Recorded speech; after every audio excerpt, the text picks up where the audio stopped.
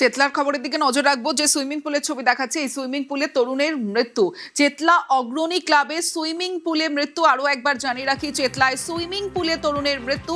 চেতলা অগ্রণী ক্লাবে সুইমিং পুলে মৃত্যু। কিভাবে মৃত্যু, কি জানা যাচ্ছে সুদীপ্ত?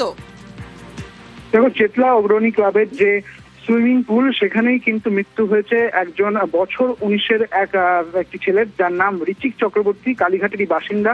তিনি যেটা দেখা যাচ্ছে যে 9টা 6 নাগাদ তিনি জলের ধারে আসেন এবং জলের ধারে তিনি সাঁতার প্র্যাকটিস করছিলেন, মূলত ব্রিথ হোল্ড করছিলেন। এবং তারপরে দেখা গেল যে 9টা 6 নাগাদ তিনি উঠে দাঁড়ালেন এবং তারপর রেলিং ধরে দাঁড়ালেন এবং কিছুক্ষণের মধ্যে আবার তিনি জলে পড়ে যান। তার পরবর্তী ক্ষেত্রে তার দেহ উদ্ধার করে এই যে সুইমিং পুলের যিনি ট্রেনার রয়েছেন, অভিষেক তার নাম, তার দেহ উদ্ধার করা হয় এবং তারপরে তাকে উপরে আনা হয়। এবং আরো যারা ওখানে সাঁতার কাটছিলেন, যারা প্র্যাকটিস করছিলেন, তারাও কিন্তু ছুটে যান ওই সুইমিং পুলের ধারে এবং একই সঙ্গে তাকে সিপিআর দেওয়া হয়। পরবর্তী ক্ষেত্রে তার জ্ঞান না ফিরলে তাকে এসএসকেএম হাসপাতালের উদ্দেশ্যে নিয়ে যাওয়া হচ্ছে, এমনটাই কিন্তু সিসিটিভিতে দেখা যাচ্ছে। এবং তারপরে চিকিৎসকরা তাকে মৃত বলে ঘোষণা করেছে। এখন যেটা দেখা যাচ্ছে, এই মুহূর্তে চেতলা থানার ওসি তিনি এসেছেন এবং যে ঘটনাস্থল, সেই ঘটনাস্থল তিনি পরিদর্শন করছেন এবং যে সিসিটিভি ফুটেজ সেগুলোও কিন্তু তারা কালেক্ট করে নিয়ে গিয়েছেন এবং জিজ্ঞাসাবাদ চলছে। যে ট্রেনাররা এখানে ছিলেন তাদের সঙ্গে কথা বলছেন চেতলা থানার OC.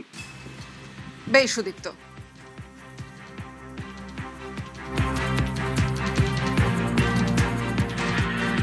I think so breath hold করছিল।